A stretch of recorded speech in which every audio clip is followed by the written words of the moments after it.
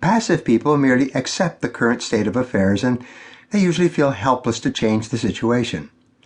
Proactive people, on the other hand, see opportunities and possibilities everywhere and are always looking for ways to change the situation to their own advantage. This should be your strategy as well. Think like a negotiator. There are very few fixed prices or terms on anything, even if they are written down or printed. You must remember that no matter how firm or inflexible the prices and terms seem to be, everything is negotiable. Your job is to simply find out where and how you can get a better deal than the one you are being offered. When people began trading and bartering 6,000 years ago in ancient Sumeria, it was generally understood that every price was negotiable. In the markets and bazaars of third world countries, and even in the flea markets and garage sales that may be popular in the neighborhood where you live, every price, whether buying or selling, is merely a starting point where the good negotiator begins on the way to getting the best price possible. But elsewhere in the modern world, negotiating is not encouraged. It's considered by many people, especially those selling a product or service in the commercial marketplace, to be avoided at all costs. Instead, people print a price list or put a price tag on a product or service and then present this price to you as though it were carved in stone. But a written price doesn't really mean anything. It's not a fixed fact. It's the best guessed estimate of someone somewhere of how much a person is likely to pay. Any price set by someone can be changed by that person or by someone else. Prices are arbitrary. The fact is that all pricing is arbitrary. Businesses set their prices based loosely on costs, anticipated profitability, and competitive conditions. As a result, with changing information, all prices can be revised and adjusted in some way. Whenever you see or read about a sale of any kind promoting lower prices, you see an example of the company having guessed wrong when it set the price in the first place.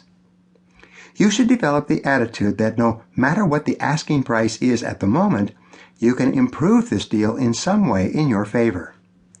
You may be able to get what you want cheaper, faster, or with better terms. Make it a habit to continually look for opportunities to improve the prices or terms in some way. Contracts are merely starting points. For example, when you are presented with a contract or an agreement, you are perfectly entitled to cross out or revise any phrases or clauses you don't like. Be aware that any contract presented to you by a vendor or by anyone else has been written for and behalf of the vendor, the seller.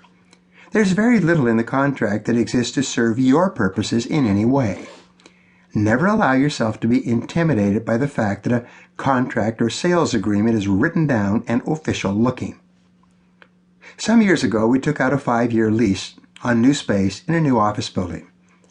A few years later, the building owner sold the office building to another property company. The new property managers visited each of the tenants and explained that for legal reasons, the tenants would all have to sign a new lease agreement with the new owner.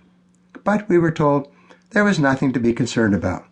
The terms would be more or less the same as the original lease that we had signed, with only a couple of minor alterations. When we received the new lease for signing, it was about 10 pages longer than the original lease.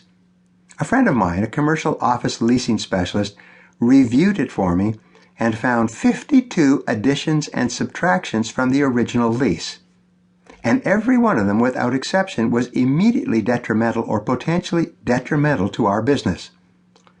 What we did was simple. We went through the new lease agreement and tossed out, revised, and initialed all 52 changes. We then returned the marked up lease to the building owners. A few days later, they came back to us with a clean, new contract with all 52 revisions made, as we had requested. The moral of this story is simple. Never allow yourself to be intimidated by the terms or conditions of any sale or purchase agreement. No matter what the other person says or asserts or writes down in the form of a contract, it is all negotiable. An agreement is merely the first step in the process.